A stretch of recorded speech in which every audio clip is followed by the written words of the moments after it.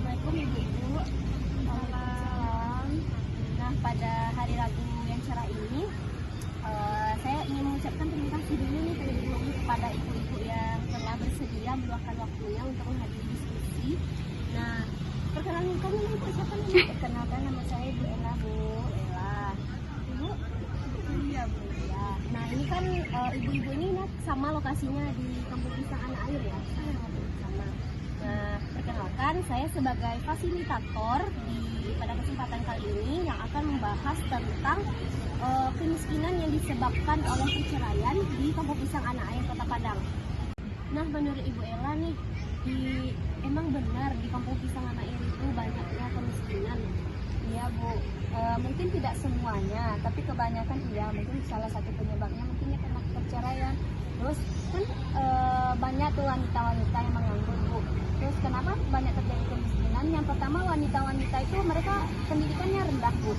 Nah, itu kan, Bu, karena perempuan-perempuan di sini tuh sekolahnya tidak selesai gitu, Bu. Terus untuk melamar pekerjaan kok nggak ada ijazah, nah terjadilah pengangguran. Yang kedua itu mungkin tidak adanya modal. Kalau misalkan tidak ada modal, mungkin ya mau gimana berusaha, Bu, gitu kan, modal aja nggak ada, ya diam aja di rumah. Terus ada lagi perempuan tuh berangkat tuh, aduh nggak mau lah kerja tuh capek, udahlah berleha-leha aja, ya itulah terjadi kemiskinan akhirnya, Bu. Oh, banyak sekali ya Ibu lihat faktor penyebab kemiskinan di Kampung Pisang Anak Air ini.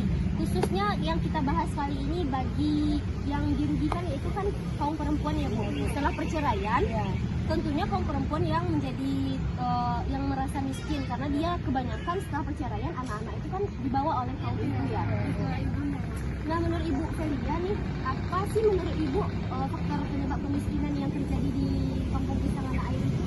Nah, yang tadi Ibu sampaikan itu tentang perceraian. Biasanya kan anak-anak itu pasti ke mamanya, kan, Bu. Nah, jadi seperti yang kita lihat kalau di daerah kita kan biasanya yang ayahnya yang bekerja. Nah, setelah bercerai ibunya jadi ibu rumah tangga gitu. Nah, setelah bercerai itu ayahnya pergi gitu ya, Bu. Terus semua anak-anaknya tentu ngikut ke mamanya. Jadi oleh sebab itu mamanya yang sebelumnya tidak bekerja, tidak menghasilkan uang dan hanya mengurus rumah tangga, jadi dia bingung gitu, Bu. Tidak bisa bekerja, anak-anaknya memiliki kebutuhan masing-masing, dan itu salah satu faktor yang menurut saya yang sangat membentuk kemiskinan gitu, Bu. Perceraian ini ya Bu.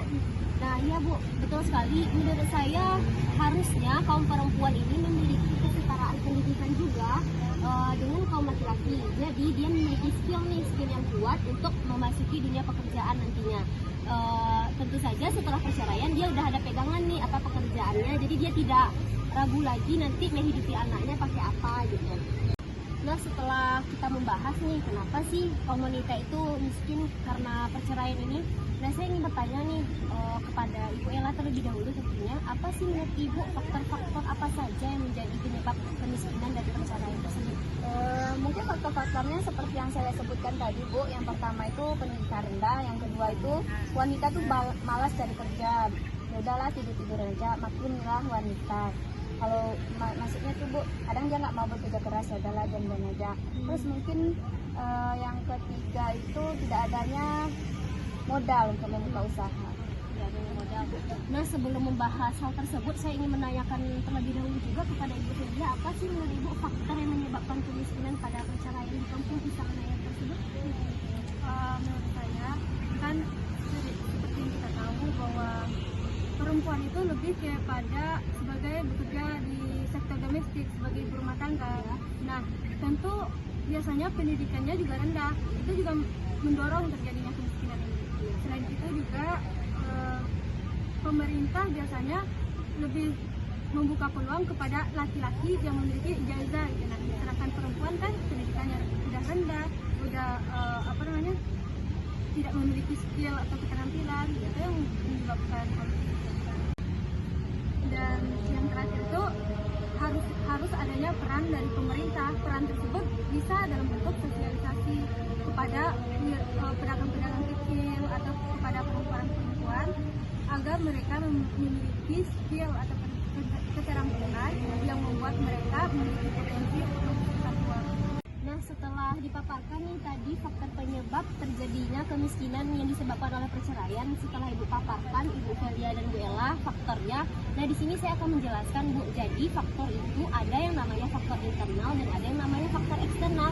Faktor internal ini faktor yang menyebabkan kemiskinan itu berasal dari dalam masyarakat itu sendiri.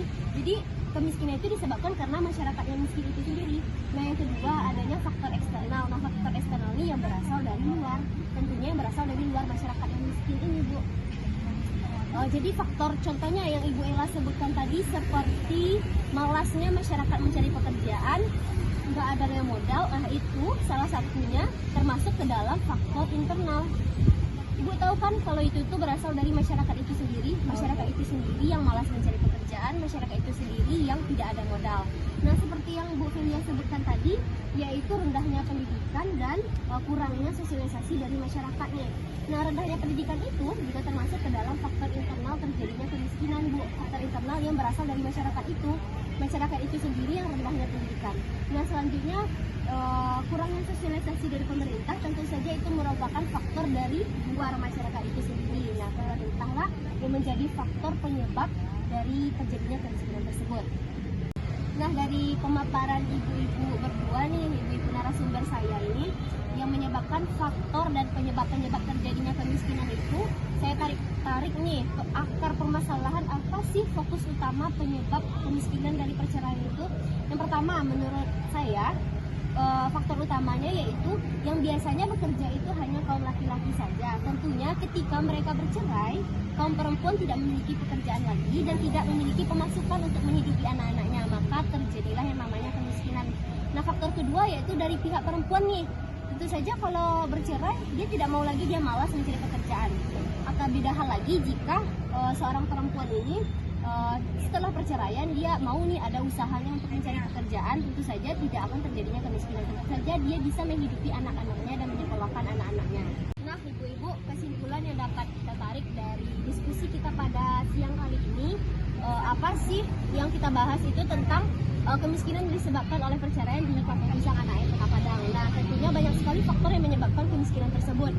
Ada yang saya jelaskan tadi, ada faktor internal dan ada faktor eksternal. Faktor internal itu apa saja? Faktor internal itu seperti kurangnya pendidikan yang dimiliki masyarakat atau rendahnya tingkat pendidikan suatu masyarakat. Yang kedua, kurangnya skill yang dimiliki oleh masyarakat tersebut sehingga dia susah memasuki dunia pekerjaan. Selanjutnya, kaum perempuan ini biasanya malas tuh mencari pekerjaan karena dia dengan alasan dia sudah malas mengerjakan pekerjaan rumah. Nah, faktor-faktor eksternalnya seperti apa saja tadi? Kurangnya sosialisasi dari pemerintah, kurangnya lapangan pekerjaan yang dibuka oleh pemerintah dan lain sebagainya. Nah, itulah kesimpulan yang akar permasalahan dari topik kita kali ini. Tentu saja, nah, akar dari permasalahan perceraian tadi itu yang pertama, yang bekerja itu biasanya kaum laki-laki saja, sehingga saat terjadinya perceraian, kaum perempuan itu tidak memiliki sumber pemasukan lagi atau tidak mendapatkan nafkah lagi, jadi dia tidak bisa tuh menyekolahkan anaknya, tidak bisa mencukupi pangan dan papan untuk keluarganya. Nah, akar permasalahan kedua dari topik kita kali ini yaitu malasnya kaum perempuan untuk mencari pekerjaan dengan alasan dia sudah malas. Ya, dia sudah capek nih, udah lelah mengerjakan pekerjaan rumahnya seperti masak, mengepel, menyapu, dan lain sebagainya. Tentu saja juga dia udah capek banget nih urus anaknya. Nah, saya sebagai fasilitator akan memberikan solusi dan saran dari permasalahan kemiskinan yang disebabkan oleh perceraian ini. Yang pertama, solusinya yaitu harusnya perempuan juga memiliki tingkat pendidikan yang standar atau sama, setidaknya dia memiliki pendidikan yang sama nih dengan laki-laki.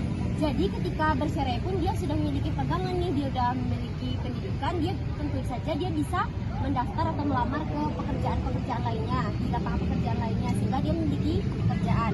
Nah, solusi lainnya yaitu tentu saja jika seandainya terjadinya perceraian tersebut, si wanita ini harus gigih lagi mencari pekerjaan keluar rumah, tidak berpangku tangan saja, tidak bermalas-malasan yang mengakibatkan kemiskinan tadi. Tentu saja jika kaum wanitanya gigih giat mencari pekerjaan, tidak akan terjadi yang namanya kemiskinan tersebut.